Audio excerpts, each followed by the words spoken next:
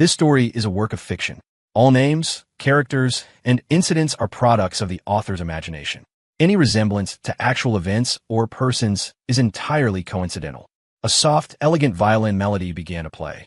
Zach Zimmer, looking somewhat resigned, held up the glowing tablet in his hands. I'm just saying, do we really have to read this manifesto every single time? I've already retired. This is basically an encore performance. Despite the complaint, Zach cleared his throat and recited the text on the screen. The system has 3 primal desires: transmigration, mission execution, and return. Among these, yes, executing missions earns points to sustain the basic needs of the transmigration lifestyle. Completing tasks with style earns points to exchange for essential items and rewards, inducing mental pleasure and satisfaction. He continued, furthermore, those with a specific obsession for the transmigration lifestyle who actively seek out missions are typically referred to as travelers. Manifesto read. Now I can get back to the real work. Zach tossed the tablet aside and squatted in front of the pitch-black sphere, floating in midair, tinkering with it obsessively. Man, it took forever to gather the trinity of tropes. This is going to be a first. No, hold it together, don't laugh. Zach stifled a giggle and summoned a holographic interface to monitor the events inside the black sphere. But before he could start enjoying the show, a wave of killing intent washed over him, sending a chill down his spine. Instinct took over before his conscious mind could react. The cosmic edge, a massive broadsword, materialized in his hand. He swung it behind his back, blocking an attack with a harsh clang of metal against metal. Oh, I didn't expect you to block my alloy darts. A figure materialized out of thin air behind Zach, holding a long, obsidian blade. Dude, seriously? Who are you? This is a private server. You can't just barge in without permission. Zach lowered the cosmic edge after deflecting the projectiles, letting the massive sword dissolve into motes of starlight. Only then did he turn to face the intruder. Whoa! Zach was momentarily stunned. The young man before him was tall and handsome, but the crimson aura of killing intent swirling around him was palpable, flowing like liquid fire.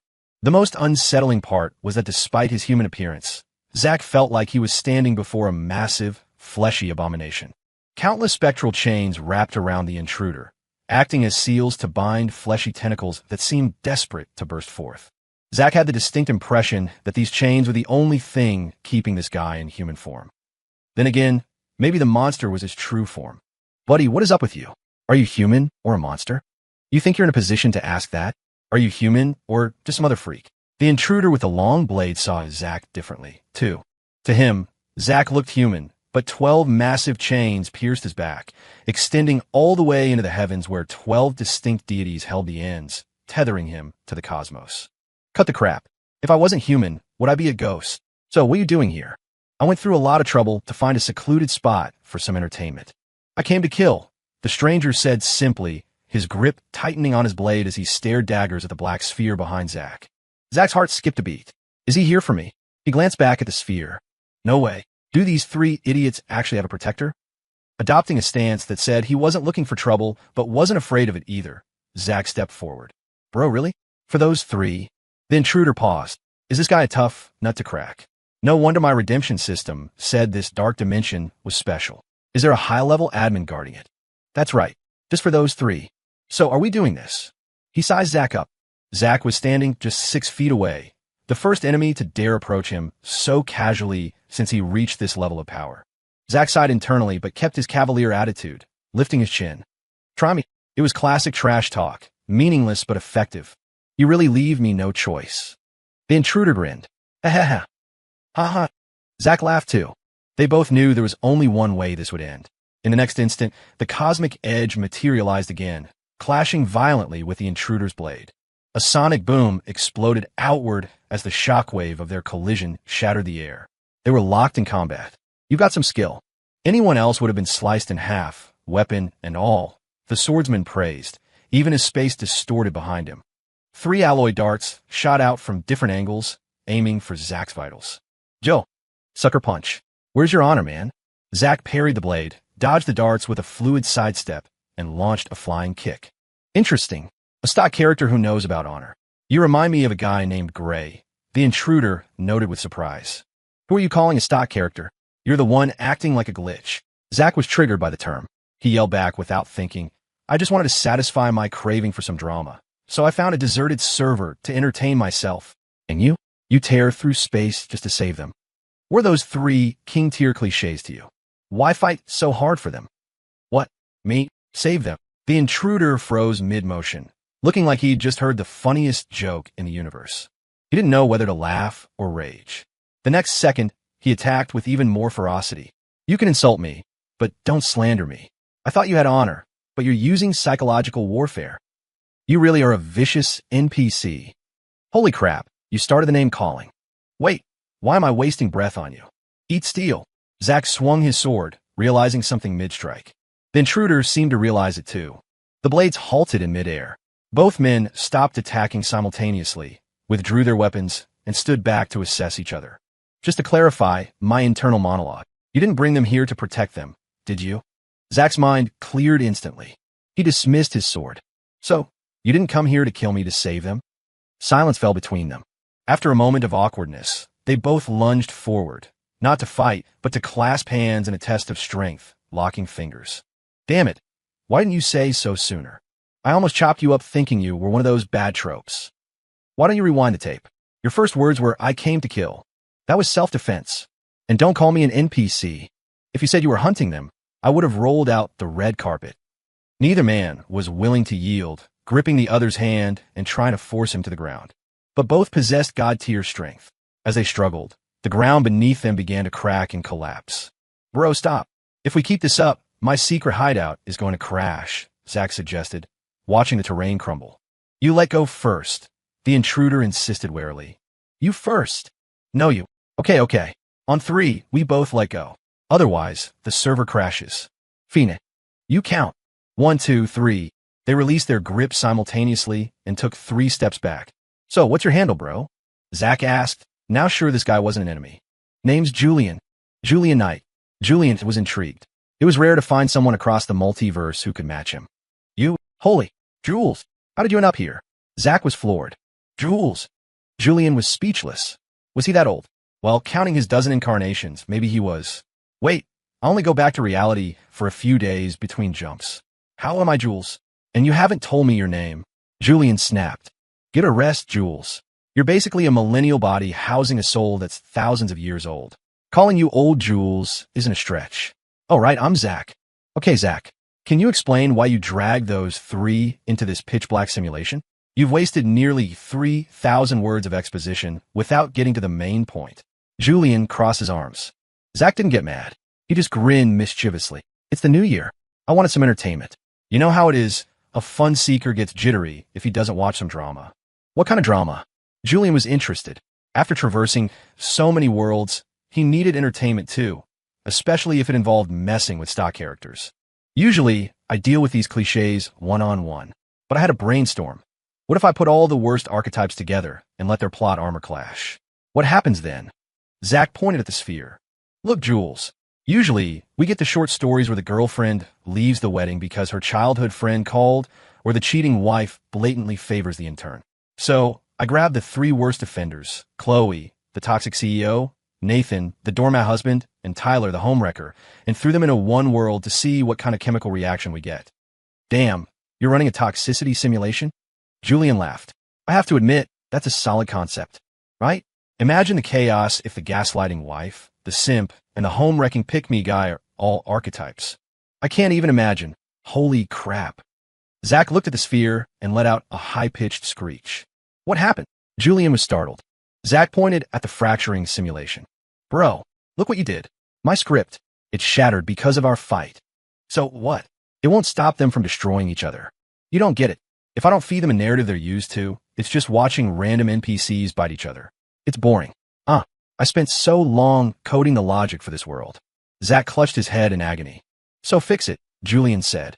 Fix it how? Zack shot back. You're asking me? Just rewrite the plot setup. Julian shook his head at Zack's despair. Phoenix, I can't help myself. I have a bit of a literary background. I'll help you patch the script. Deal. Otherwise, it'll take me forever. Zack immediately stopped acting distressed and shared the admin privileges with Julian. Be honest. You were waiting for me to offer, weren't you? No way, Jules. Besides, isn't writing the script while watching the drama half the fun? Zach began typing on the holographic keyboard. Julian watched Zach work and sighed. I admire your imagination. Kidnapping the trinity of tropes, Chloe, Nathan, and Tyler. Well, my redemption system warned me. I thought they were teaming up for a final boss fight. I didn't expect this. It has to be the originals for maximum effect. Here, check this out. Zach dropped a chunk of code into the sphere and pulled up the viewer. Julian summoned a lawn chair and sat next to Zach to watch. Inside the simulation. Nathan, can you stop being so petty? Just because I gave my share of the family assets to Tyler, you're targeting him. You used to be better than this. In a high-rise CEO office, Chloe Adler pinched the bridge of her nose, looking exhausted. She tossed her husband's resignation letter aside. I told you, I only gave him my share. I didn't touch yours. What are you complaining about? Do you realize that by giving him your assets, including your controlling stake, you've handed him the company? He controls everything now. Nathan Black spoke with an eerie calmness, devoid of his usual anger. So you're threatening me with resignation over this? Trying to embarrass me? Chloe's face flushed with anger. I gave him everything, but I'm still your wife. What more do you want? I don't want anything. I'm just tired. I want to live my own life. Nathan stared at the resignation letter and pushed it back toward her. Sign it. Let me go. We aren't legally married yet anyway. It's better for everyone. Enough. Stop playing hard to get. Chloe shrieked, tearing the paper to shreds and throwing the confetti in Nathan's face. Know your limits. I have a heavy workload, and I have to carve out time to deal with your little temper tantrum. Have you considered my feelings? She slammed her hand on the desk. If there was anything going on between me and Tyler, would I still acknowledge you as my husband?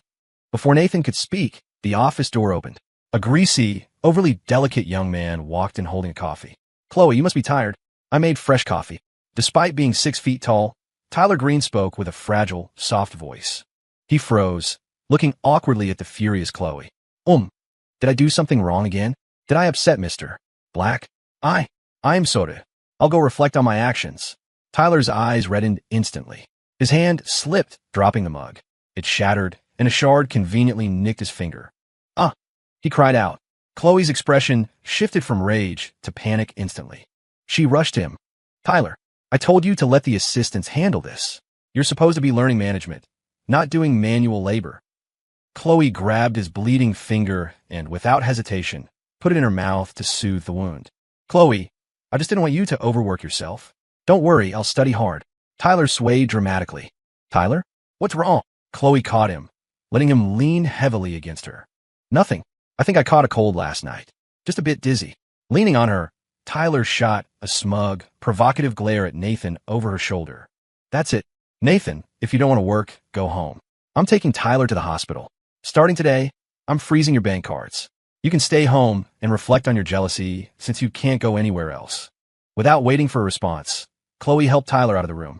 Nathan watched them leave and let out a cold chuckle before walking out himself. Outside. Julian read the script Zach wrote. If he didn't know who these three were, he might have punched Zach. Ha ha ha. Jules, did you see Nathan's reaction? Classic. That indifferent smirk hits different when it's the original actor. Zach laughed shamelessly. I don't get it. How is this different from regular trashy novels? Is this your fetish? Julian regretted agreeing so quickly. No, Jules, you're missing the point. In this simulation, they are all lucid, meaning they know they're travelers. In that scene, each of them knew they had been forcibly transmigrated. The only thing they don't know is that the other two are also players. I told them, follow the script to survive. Zach grinned wickedly. As long as they play their roles and survive until the end to become the victor, they can leave the sphere with a reward. Julian cracked a smile. Okay, that is interesting. Right? To prevent glitches, I set this up in a sandbox. Hey, since you're here, why don't you write the next scene? Don't worry. Time is paused in there until we upload. Take your time. Aren't you worried about plot holes? Julian was tempted. He had never played director before. Why use logic for soap opera tropes? They can switch from, I'm leaving forever, to wait, I'll take a bullet for you in 2 seconds. If the bad writers can do it, so can we. Julian nodded. Fair point. He opened the interface and started typing. Inside the simulation, Nathan returned home and sat on the sofa, staring at the empty living room. Everywhere he looked, he saw memories of Chloe and Tyler. The potted plant by the TV, Chloe and Tyler planted it. The dinner plates? They bought them together. Even the dumplings on the counter were made by the two of them at lunch. Nathan realized there was no trace of him in this house. His slippers were just the ones too big for Tyler. His spare suits were tailored to Tyler's measurements.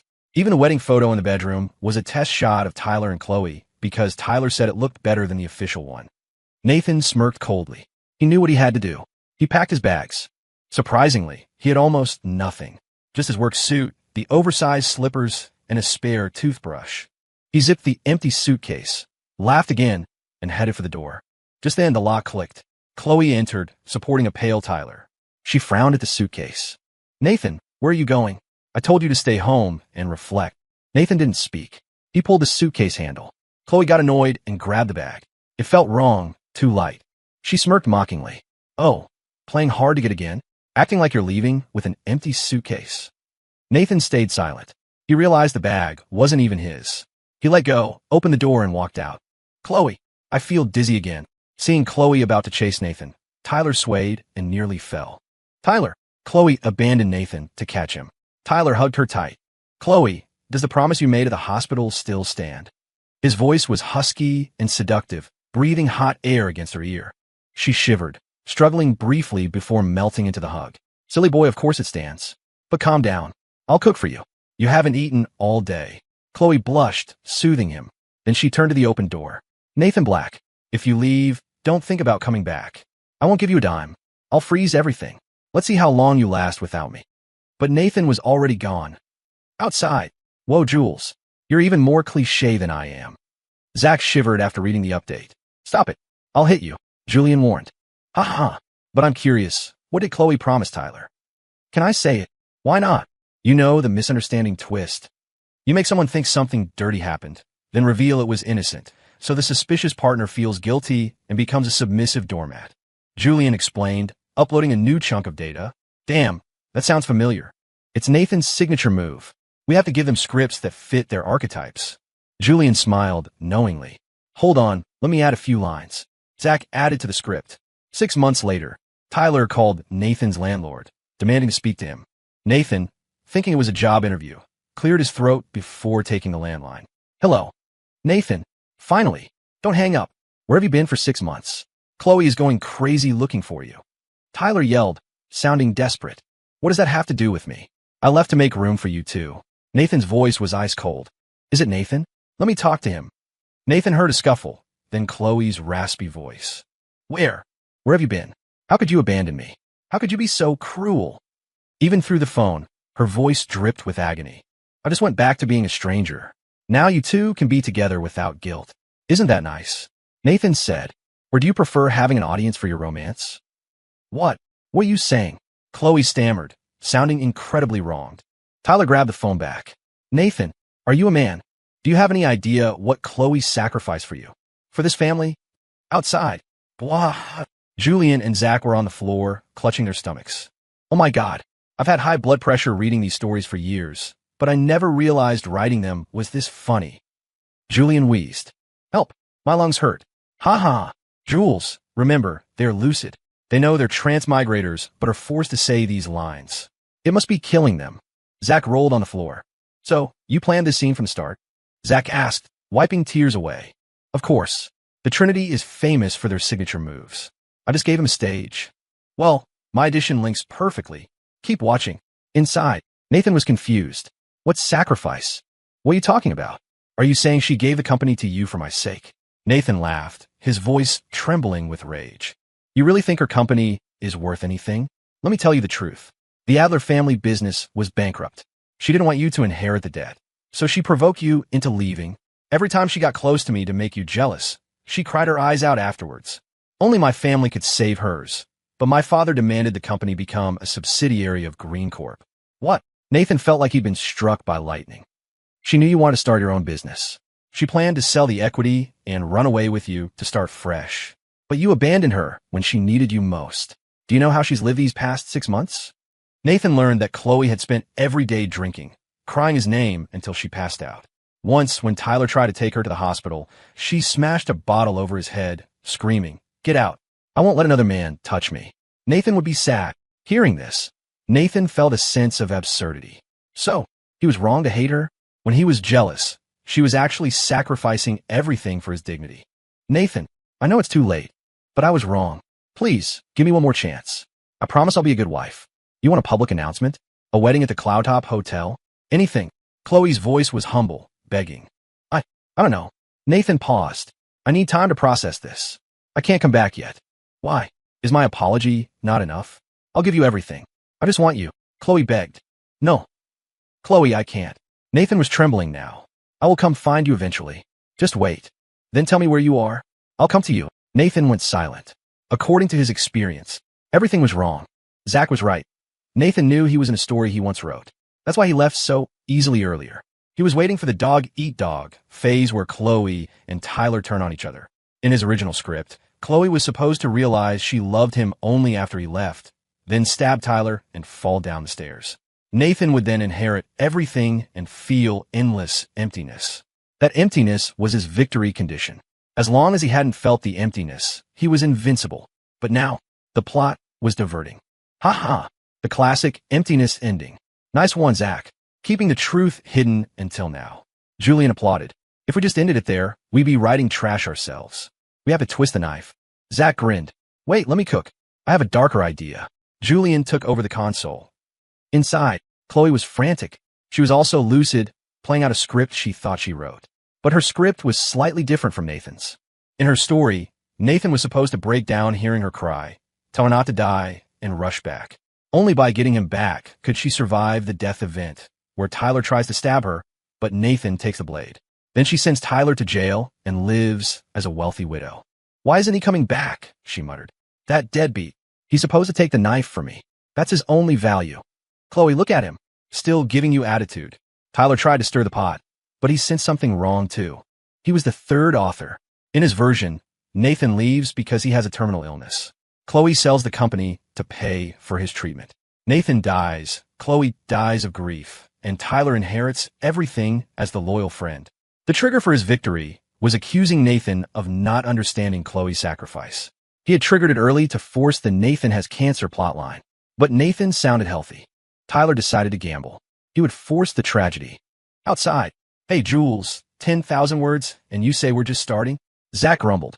Is it too long? No such thing. When they see the ending, they'll scroll back up to reread the clues. Julian laughed.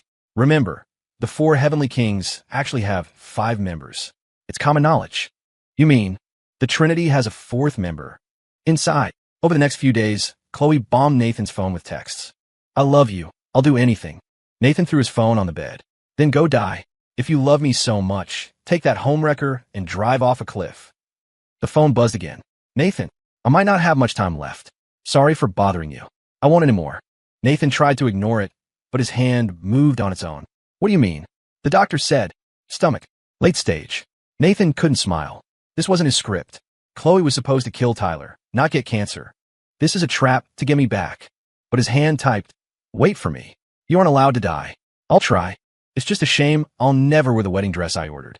Nathan watched in despair as his body betrayed him, buying a standing room train ticket with his last dollars. He didn't pack. He just handed the keys to the landlord. Moving out, Nate? Yeah. My fiancée is terminally ill. I have to see her. He looked at the landlord with desperate, pleading eyes. The landlord didn't notice. Okay, I'll keep the room for you. Nathan's last hope vanished. Outside. Brutal. Watching himself walk into the trap. Julian noted. That's the fun part. Just like how they made readers watch characters make stupid decisions. Payback time. Zach chuckled. Hold on. I have an idea for this section. Inside. When Nathan arrived at the hospital, he realized Chloe wasn't lying. She was skeletal, pale, dying. Tyler sat by the bed, looking haggard. Nathan, am I dreaming? Chloe whispered. No, I'm here. Nathan held her hand. Tyler stood up to give him space. You? Nathan looked heartbroken. Why are you so silly?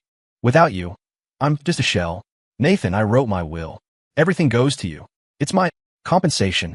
Chloe's eyes lit up, not just with love, but with a hidden, predatory excitement. She was like a vulture watching a meal walk into a trap. Nathan saw it, but he was trapped in the script. The narrative had shifted to her template. He was now just an NPC.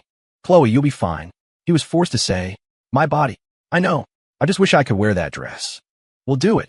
Now, I'll take you to City Hall. Nathan stood up like a puppet. Nathan, do you remember your vow? Chloe squeezed his hand.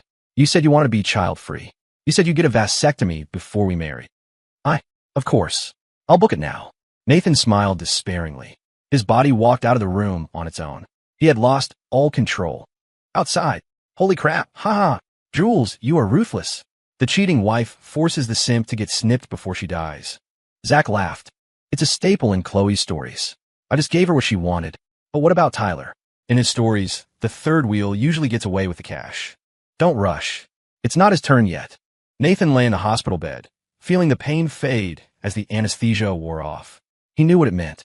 He was no longer a whole man. Why? I created this story. I should be in control. He cried tears of humiliation. Usually, surgery is reversible, but Chloe had arranged for him to be sedated for 2 full days for recovery, missing the reversal window. When he woke up, he felt dead inside. Nathan, you're awake. Chloe was there in a wheelchair. I'm so sorry. I didn't know your constitution was so weak. If anything happened to you, I'd die. I'm Fine. Nathan touched her face, his body acting out the script. I'll arrange the wedding as soon as I'm discharged. Nathan. Chloe looked adoring. Outside, Tyler leaned against the wall. He smiled. It wasn't his exact script, but if Chloe died and Nathan followed her in grief, the result was the same. Don't laugh yet. I need to secure the cash and bail to win. The three of them maintained a delicate balance. Chloe followed doctor's orders. Nathan planned the wedding. Tyler played the helpful friend. But underneath, it was a minefield. Chloe was waiting for Tyler to stab her, so Nathan could block it. Nathan was waiting for Chloe to die. Tyler was waiting for a car accident or suicide pact. They were all waiting for the wedding banquet. They knew the climax would happen there. Outside, ready for the big scene, Julian checked the word count. 15,000 words. Let's serve the main course. Zach cracked his knuckles. Wait, I have an idea. Zach intercepted a floating butler that Julian almost summoned by accident. Careful with the spatial nodes. Inside, the wedding day arrived. It was lavish. Nathan spent 10% of the company's sale money on it. Congratulations to the couple. The MC shouted. The flower girl brought the rings. Please exchange rings. Chloe looked at Nathan with genuine emotion, despite the fake scenario. Nathan, I'm so happy. She put the ring on him. You are beautiful today, Nathan said, taking her ring. He moved to place it on her finger. Stop. I object. Tyler, suddenly wearing a groom's suit, ran onto the red carpet. Silence fell. Chloe and Nathan were shocked. It's happening. Nathan, you're only marrying her to spite me, right? I know you still love me. Please, come with me. Tyler looked at Nathan with teary, broken eyes. The crowd gasped. Chloe and Nathan froze. Me? Nathan pointed at himself. Chloe was confused. Isn't he supposed to steal me? Only Tyler understood. In his template, the groom usually leaves the bride for him. Then, he would drive a car and run them both over in a jealousy rage later. But since Chloe was the sick one this time, the roles swapped. He had to improvise. He would steal Nathan, then kill them both with the car later. Reject me. Rejection triggers the car crash. Tyler chanted internally. What are you saying? Chloe screamed. Tyler, this is my wedding. Nathan's hand shook. The ring dropped. Tyler, Chloe is right. Today is our day. Don't make a scene. Nathan turned away. Suddenly, Tyler gasped. I can't breathe. Nathan, help. He collapsed. Nathan instinctively rushed down, scooping Tyler up. He looked back at Chloe with a pained smile. Sorry, Chloe. Wedding is off. I have to take him to the hospital. His heart. Are you serious? You're leaving me for him. Chloe yelled. Don't be childish. I'll marry you later. I promise. Nathan carried Tyler out. 2 men in groom suits left the bride at the altar. Chloe stood alone in the wind. After a long silence, she picked up the microphone. Sorry, everyone. Wedding is canceled. The food is paid for, so please eat. She dragged her dress off the stage, not looking back. Outside. Blah. Julian and Zach were convulsing on the floor again. My stomach. Stop laughing. Zach pounded the floor. Man, writing this is better than any workout. Julian wiped his eyes. Okay, save a copy. I need to show the boys. Let's finish this. Inside, Chloe sat in the empty wedding house, wearing her muddy dress. It felt familiar. The decor, the memories. She was the outsider. Outside. Hey, no padding the word count. Julian laughed. It's all the callback. Zach retorted. Inside, Chloe checked her phone. Tyler had posted a friends-only update. As long as you're here, pain means nothing. The photo showed Nathan peeling an apple for Tyler in the hospital. They are insane. Chloe coughed blood. Why isn't my cancer getting better if the roles swapped? No, that deadbeat was supposed to block a knife for me, not peel apples for him. Her eyes went dark. If I can't live, you're coming with me. She grabbed her car keys. In the hospital, Tyler ate the apple slice from Nathan's hand before Nathan could eat it. "You little rascal." Nathan booped his nose. Tyler's phone buzzed. Chloe liked the photo. Nathan felt a surge of rage programmed by the script. He called her, "Chloe, stop stalking us. We are innocent. Just because Tyler cried doesn't mean we are doing anything. I'm taking him to the beach to recover. You stay home and reflect." Click. Chloe gripped the steering wheel until her knuckles turned white. That was MY line. Rage overwhelmed her. She floored the gas. "You dare? I'll haunt you." In the VIP ward on the 17th floor, Nathan and Tyler heard a roar. The door exploded. A luxury car, driven by a manic Chloe, smashed into the room. "You adulterers." She slammed the gas, pinning them against the floor-to-ceiling window. The glass shattered. The car, and the three of them, flew out into the void. "Ha ha! E.T., you die." Chloe laughed as the airbag deployed. Falling through the air, Nathan hugged Tyler. Not out of love, but to use him as a cushion. Tyler clawed at Nathan, trying to climb on top of him to survive. To Chloe, it looked like a lover's embrace. Still holding each other? Go to hell. She floored the gas in midair. The engine roared uselessly. Boom! A fiery explosion ended the farce. No one asked how a car fit in a hallway. No one asked about the physics. The video went viral for a week, then vanished. Story complete. Outside. Holy crap. I can't take it anymore. Ha ha. Julian exploded with laughter after the final scene was uploaded to the sphere. My brain itches. I feel like I'm growing new brain cells. Ha ha ha. I never knew writing without logic was this exhilarating. Zach was also clutching his head, laughing uncontrollably.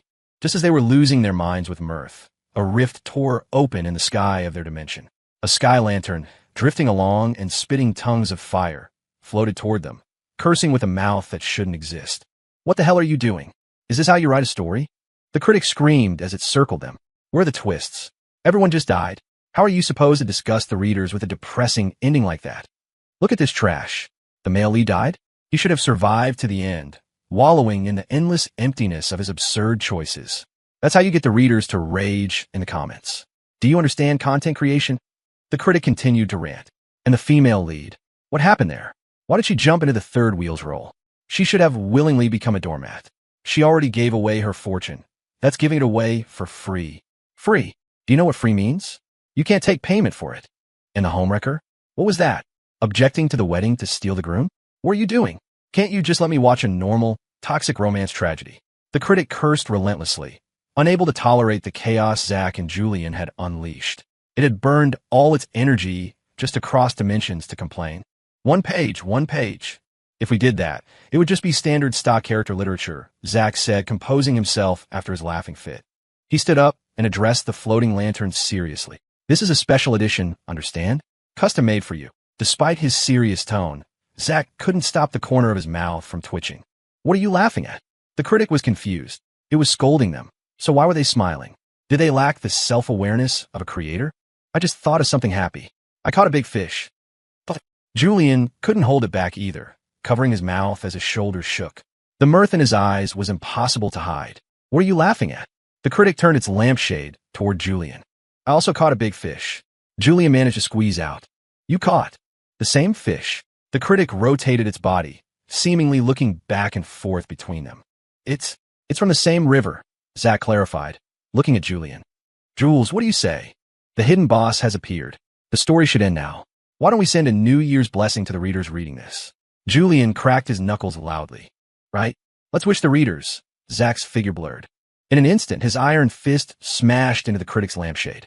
May the old year go as wished, and the new year bring heart's desire. The critic was launched like a cannonball, flying straight toward Julian. 3 meals a day with fireworks, 4 seasons full of joy. Julian raised his hand and punched it back toward Zach. Morning brings a smile. Sunset brings gentleness. Turn the trivial into poetry. Brew the mundane into sweetness. Peace in spring and summer. Tranquility in autumn and winter. Reset your worries to 0. Fill your happiness to the max. May every year be joyful. May every outcome be a victory. Light in your eyes, love in your heart. Julian finished with a vicious uppercut, sending the critic soaring high into the air. Zach understood the assignment immediately, standing shoulder to shoulder with him. Side by side, they channeled their power, aiming at the falling lantern. They unleashed a dreamlike combination punch. Together, they shouted as they blasted the lantern back into the stratosphere. The immense force rampaged inside the critic, causing it to drag a long tail of flame as it ascended, finally exploding like a magnificent firework in the sky. Sail with passion, paddle with persistence. May everyone ride the wind and waves to reach their ideal distance. Part 2. Mandatory Separators.